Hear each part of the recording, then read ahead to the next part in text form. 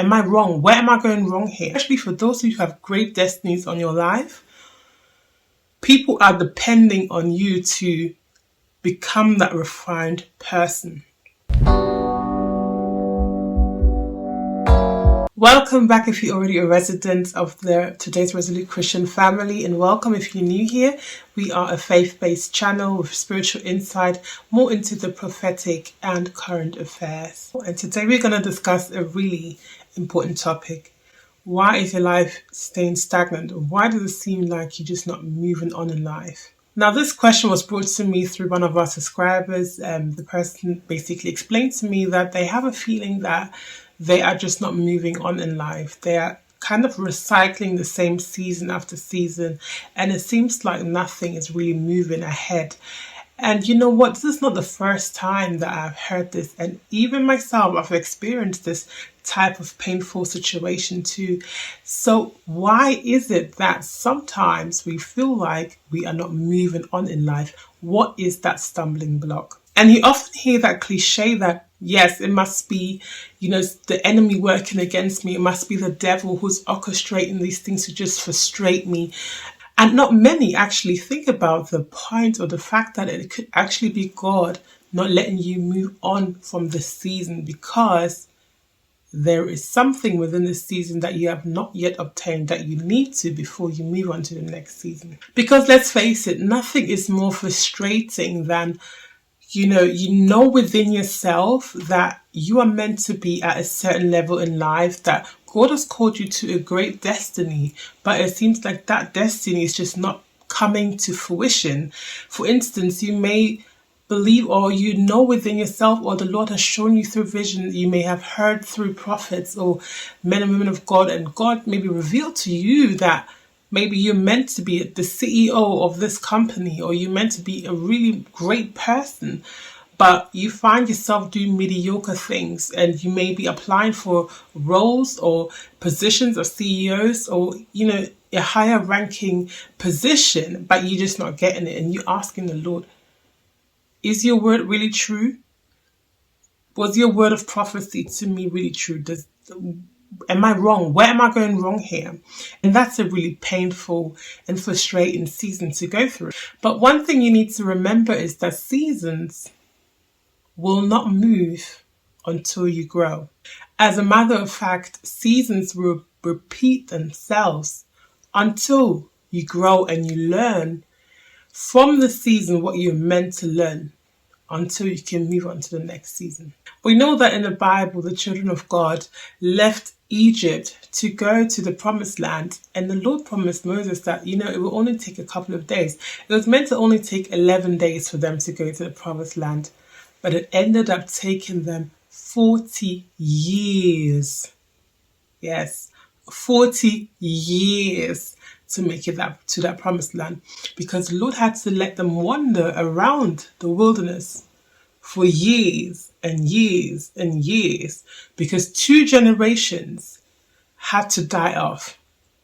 When they left Egypt, they were murmuring, they were complaining, they were saying, Lord, did you bring us to this wilderness just to kill us? They still had the mentality of a slave, of being in bondage. They even said, it is better.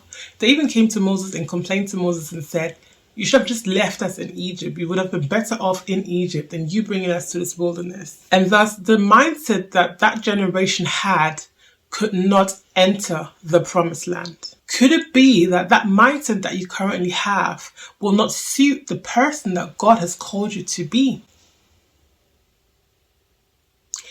You may have a great destiny, and I'm sure you do, and you do. But what are you feeding yourself with? What are you learning in the season that you're in that you can take into that next season? What needs to die off within you for you to be purified and refined for that next season? So my advice to you is, instead of fighting this season that is so painful, you have to embrace it. And it's easier said than done, one would say. And I completely understand, because I have been there many times. I, as a person, naturally, I'm an introverted person. I like my alone time. I like to be in the house. That's my comfort zone. But for whom God has called me to be, I had to be able to go out there and talk to people, speak to people. And it was tough for me. I said, Lord, no, I don't want to. Lord, I don't want to. And I realized that God kept putting me in this position over and over and over again until I decided to, you know what? I'm just going to embrace this. I'm just going to, instead of fighting and resisting this which was God has called me to do, I'm just going to let go for it, even though I may not feel like it, and go ahead with it. I remember there was a time where I had a dream about a person that I knew, and the person committed suicide in the dream. And I, at that time, was going through my own issues. I wanted to brush the dream off, as in like, Lord, I pray over it, it's done. But I knew that the Lord wanted me to actually contact the person. And where I was looking at my phone, almost hesitating, the Spirit of the Lord reminded me that someone's life is on the line. This is why I have been training you to let go of this introverted nature. I picked up the call, I spoke to the person. The person released all the anxiety that they were feeling, and it was a blessing to them. Had I not taken that leap of faith, had I not resisted to fall into my old habits, but to embrace the process and go through what God is teaching me in that season, this season would have recycled itself. And the sad thing is, especially for those who have great destinies on your life, people are depending on you to become that refined person. Had I not, I don't know what would have happened. Had I not called, maybe someone else could have called the person, but maybe God orchestrated that, Ruth, this was your assignment in life for this person at this time. I would have failed. How many people are failing because maybe you are currently resisting that process?